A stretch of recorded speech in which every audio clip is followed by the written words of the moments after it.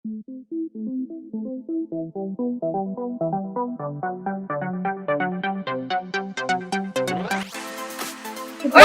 to Petatis!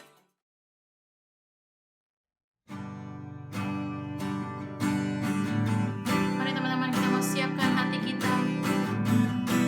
Kita mau bersyukur untuk Allah yang selalu pelihara kehidupan kita. Kita mau katakan kami sungguh bersyukur Bapa buat kasih setiamu dalam kehidupan setiap kami. Mari bersama kita mau katakan kami sungguh bersyukur Bapa.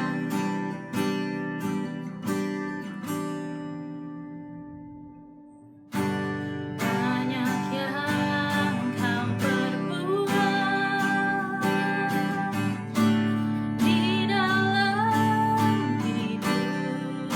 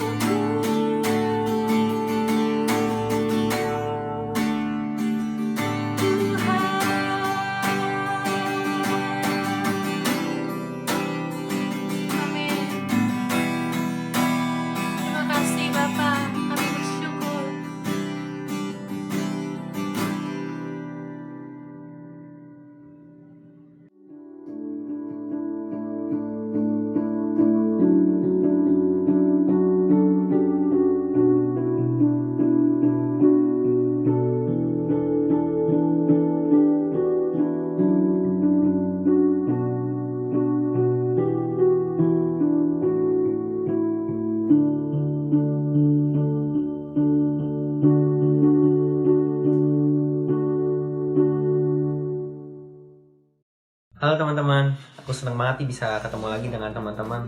Nah, hari ini aku akan membawakan beberapa pengumuman. Yang pertama, untuk ibadah kita akan tetap dilaksanakan secara online di YouTube channel KPA Citra 1. Nah, yang kedua, untuk komsel akan dihubungi oleh PKS-nya masing-masing. Nah, sebenarnya kita akan menyaksikan ibadah pada minggu ini yang akan dilayani oleh Ko David. Aku mau ngajak teman-teman untuk sebentar mengambil waktu sejenak buat fokus terlebih dahulu, yaitu dengan tidak bermain HP dan tidak makan saat menonton ibadah. Selamat beribadah teman-teman. Shalom teman-teman Petatin semuanya, senang banget bisa ketemu kalian di ibadah online hari ini. Yuk sebelum kita mendengar firman Tuhan, sama-sama kita bersatu di dalam doa. Bapa, terima kasih Tuhan buat kesempatan hari ini, kalau kami boleh beribadah bersama-sama Tuhan. Kami percaya Tuhan, Kau hadir di tengah-tengah kami, dimanapun kami berada Bapa. Kalau sebentar kami ingin mendengar firman-Mu Tuhan, biar Kau yang berbicara Tuhan untuk setiap kami, buat kami mengerti, supaya kami boleh melakukan firman yang akan dibagikan pada hari ini Tuhan. Terima kasih Tuhan, hanya di dalam nama Tuhan Yesus kami berdoa dan mengucap syukur. Haleluya, amin. Oke teman-teman, hari ini aku akan bagiin dari tema besar yang sama, yaitu tentang mengucap syukur. Saya akan baca kebenaran firman Tuhan dari Yohanes 6. Kita akan sama-sama lihat dari ayat yang kelima, teman-teman. Jadi kalau teman-teman buka Alkitab kalian, dan kalian lihat judul perikop dari ayat ini adalah waktu Tuhan Yesus membagi makan untuk 5.000 orang, gitu teman-teman. Aku akan baca dari ayat yang kelima, firman Tuhan bunyinya seperti ini. Ketika Yesus memandang sekelilingnya dan melihat bahwa orang-orang banyak berbondong-bondong datang kepadanya, berkatalah ia kepada Filipus. Jadi Filipus itu salah satu murid Tuhan Yesus gitu ya. Di manakah kita akan membeli roti supaya mereka ini dapat makan? Di ayat ke-7, Filipus menjawab teman-teman. Roti seharga 200 dinar tidak akan cukup untuk mereka ini, sekalipun masing-masing mendapat sepotong kecil saja. Jadi teman-teman, saya sempat gitu ya ngehitung cari tahu 200 dinar itu sebanyak apa sih. Teman-teman tahu 1 dinar di dalam Alkitab itu dibilang merupakan upah satu orang buruh selama 1 hari gitu ya. Jadi kalau misalkan UMR Jakarta kita anggap sebagai 5 juta gitu ya. Aku hitung-hitung 200 dinar itu kira-kira sebanyak 40 juta rupiah pada masa saat ini gitu teman-teman. Jadi Filipus pengen bilang ke Tuhan Yesus, Tuhan, kalau kita beli roti sebanyak 40 juta gitu, kita habisin duit 40 juta rupiah buat beli roti, nggak akan cukup untuk ngasih makan orang sebanyak ini tuh. Gitu teman-teman. Nah, murid Tuhan Yesus yang lain yang bernama Andreas bilang gini di ayat yang ke-9. Di sini ada seorang anak yang mempunyai 5 roti, jelai, dan 2 ikan. Tetapi apakah artinya itu untuk orang sebanyak ini? Jadi teman-teman, pada waktu itu kita bisa lihat gitu ya di dalam ayat ini, murid-murid Tuhan Yesus itu lagi menghadapi suatu masalah gitu ya teman-teman. Ada banyak orang berbondong-bondong mengikuti Yesus, mereka pengen mendengarkan pengajaran dari Tuhan Yesus. Tapi pada waktu itu udah mulai malam dan mereka belum makan. Dan Tuhan Yesus bilang ke murid-muridnya, coba cari makan buat mereka. Dan yang mereka dapetin hanya 5 roti dan 2 ikan, teman-teman. Dan mereka bilang, nggak akan cukup buat orang sebanyak ini. Nah, aku percaya teman-teman, pada waktu itu Tuhan Yesus pengen ngajarin murid-muridnya itu sesuatu. Nah, apa sih yang Tuhan pengen ajarin buat murid-muridnya? Kita sama-sama lihat ayatnya di ayat yang ke-11, teman-teman. Lalu Yesus mengambil roti itu. Roti yang cuma 5 jelai itu Tuhan Yesus ambil dan apa? Dan dia mengucap syukur dan membagi-bagikannya kepada mereka yang duduk di situ. Teman-teman garis bawahi kata mengucap syukur. Mengucap syukur buat apa? Buat 5 roti yang ada pada waktu itu. Demikian juga dibuatnya dengan ikan-ikan itu. Ikan yang cuma 2 ekor itu teman-teman. Tuhan Yesus mengucap syukur lalu dibagi-bagikannya kepada orang banyak itu sebanyak yang mereka kehendaki. Jadi berapapun orang itu mau makan, dibagi-bagikan buat mereka semua, teman-teman. Jadi aku percaya, teman-teman, waktu itu Tuhan Yesus pengen ngajarin ke murid-muridnya. Yuk, mau nggak? Mereka bukan fokus kepada masalah yang ada gitu ya. Tapi lebih fokus kepada berkat yang ada di hadapan mereka itu. Berkat sekecil apapun yang mereka punya, yang mereka terima, entah itu cuma 5 roti dan 2 ikan, Tuhan ngajarin mereka untuk tetap mengucap syukur atas berkat yang ada, teman-teman. Dan aku percaya waktu kita fokus sama berkat yang ada, berkat yang Tuhan udah kasih buat hidup kita, percaya gitu teman-teman, bahwa berkat buat hidup kita, penyertaan Tuhan, perlindungan Tuhan, itu tuh selalu cukup untuk hidup kita. Meskipun mungkin kita lihat itu kecil, tapi itu cukup banget buat hidup kita. Bahkan kalau teman-teman lihat di ayat selanjutnya, 5 roti dan 2 ikan itu ada lebihnya, teman-teman. Jadi nggak hanya cukup, tapi berkat Tuhan itu ada lebihnya di dalam hidup kita. Kalau teman-teman baca, dari 5 roti 2 ikan itu, 5.000 orang itu kenyang makan, ada lebihnya 12 keranjang, teman-teman. Nah, hari ini kita bisa lihat gitu ya, teman-teman. Ada 2 sikap yang berbeda gitu ya di dalam perikop ini. Sikap yang pertama adalah sikap yang fokus sama masalah. Fokus sama masalah, fokus sama hal-hal negatif di dalam hidup kita. Itu ujung-ujungnya kita akan jadi orang yang selalu komplain, teman-teman. Selalu mengeluh. Selalu nggak pernah ngerasa puas. Nggak pernah ngerasa cukup. Dia mah lebih kaya daripada gua. Dia mah lebih cantik. Dia mah lebih banyak talentanya. Bisa ini. Gua mah nggak bisa apa-apa. Dia mah punya orang tua yang lebih baik. Dan nggak pernah cukup, teman-teman. Hidupnya tuh nggak pernah ngerasa cukup. Selalu ngeluh. Dan bahkan bisa ujung-ujungnya mereka akan selalu depresi, teman-teman. Nggak ada happy-nya di dalam hidup itu. Mereka akan selalu nyalahin orang lain.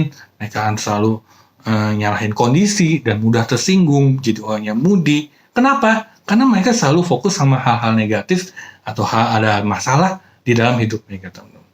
Tapi ada sikap kedua yang bisa kita pelajarin, yaitu sikap yang fokus sama berkat yang udah Tuhan kasih di dalam hidup kita. Dan aku percaya teman-teman, waktu kita fokus sama berkat yang udah Tuhan kasih di dalam hidup kita, meskipun itu cuma kecil gitu ya, berkatnya kelihatannya kecil, tapi Tuhan udah kasih di dalam hidup kita jadi orang yang selalu belajar mengucap syukur, teman-teman. Kita akan jadi orang yang selalu ngerasa cukup, selalu ngerasa Tuhan menyertai hidup kita. Selalu happy, selalu enjoy, selalu penuh dengan sukacita, bahkan kita bisa menjadi berkat juga buat orang lain, teman-teman. Nah, hari ini teman-teman, yuk kita sama-sama belajar untuk ambil sikap yang kedua. Kita belajar bersyukur buat hal-hal kecil yang udah Tuhan kasih di dalam hidup kita. Coba deh teman-teman renungin itu ya. Selama seminggu ini, ada nggak sih kebaikan Tuhan, berkat Tuhan, penyertaan Tuhan yang kalian udah rasain itu di dalam hidup kalian? Entah itu 1, 2, 3, 4, 5. Coba ya teman-teman cari gitu, teman-teman. Dan aku percaya teman-teman, kalau teman-teman benar-benar lihat ke belakang penyertaan Tuhan, teman-teman bisa lihat banyak banget yang udah Tuhan kasih di dalam hidup kita. Banyak banget berkat penyertaan Tuhan yang udah Tuhan kasih di dalam hidup kita, teman-teman. Contohnya apa, teman-teman? Apa sih yang bisa kita syukurin di dalam hidup kita gitu ya? Contohnya yang paling gampang adalah, yuk kita sama-sama belajar bersyukur buat orang tua kita, buat papa mama kita. Teman-teman tahu, karena satu virus yang namanya corona ini gitu ya, pandemik ini, perekonomian tuh lagi kacau banget, teman-teman. Cari duit tuh lagi susah banget, cari uang tuh lagi susah banget. Ekonomi tuh mandek sana, mandek sini, teman-teman. Tapi mau nggak kita sama-sama belajar bersyukur gitu? Kalau teman-teman masih punya papa mama, orang tua yang sayang sama kalian, orang tua yang selalu berusaha untuk mencukupi kebutuhan kita, orang tua yang lagi berusaha keras untuk cari nafkah buat kita di tengah pandemi seperti ini, yuk mau nggak sama-sama kita bersyukur gitu sama Tuhan buat orang tua yang begitu luar biasa di dalam hidup kita. Contohnya kita bisa bersyukur buat apa lagi, teman-teman? Kita bisa bersyukur buat teman-teman kalian, misalkan. Ada teman-teman kalian yang selalu support kalian, teman-teman kalian yang selalu nemenin kalian, teman-teman kalian yang selalu motivasi kalian. Bayangin deh teman-teman, kalau misalkan hidup kalian sama sekali nggak punya teman, kalian hidup sendiri. Pasti kan bosan banget kan, nggak ada hiburan sama sekali. Nah, hal-hal kecil itu bisa kita syukurin gitu, teman. Terima kasih Tuhan buat teman-teman yang udah Tuhan taruh di dalam hidup kita. Buat apa teman-teman? Buat komunitas kalian, mungkin komunitas Petra maupun komunitas Teens, teman-teman. Aku percaya komunitas Petra maupun Teens ini merupakan komunitas yang membangun kalian, teman-teman. Di mana kalian bisa bertumbuh secara rohani, di mana kalian bisa kenal Tuhan lebih dalam dari komunitas ini. Yuk, sama-sama kita bersyukur, teman-teman. buat komunitas peta dan komunitas teens di mana kalian berada. Karena aku percaya teman-teman, nggak semua anak muda punya komunitas yang sehat seperti ini, teman-teman. Bersyukur juga buat pembina kalian. Pembina yang udah selalu ngedoain kalian setiap malam, setiap hari. Pembina yang udah mau dengerin kalian curhat. Pembina yang udah selalu berjaga-jaga atas hidup kalian. Yuk, mau nggak kita bersyukur buat mereka? Buat siapa lagi? Buat PKS kalian mungkin.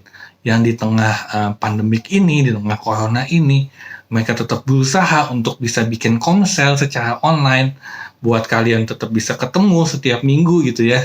Bisa lihat satu sama dengan yang lain, meskipun secara online. Bersyukur buat mereka yang udah berusaha keras gitu ya, untuk bisa memfasilitasi kalian untuk tetap komsel. Dan terlebih teman-teman, jangan lupa untuk kalian bersyukur buat apa?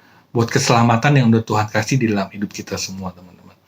Itu adalah anugerah Tuhan yang paling besar kalau kalian boleh kenal sama Tuhan sejak kalian muda. Wah, itu keren banget, teman-teman. Dan kita, mau nggak kita sama-sama bersyukur, teman-teman?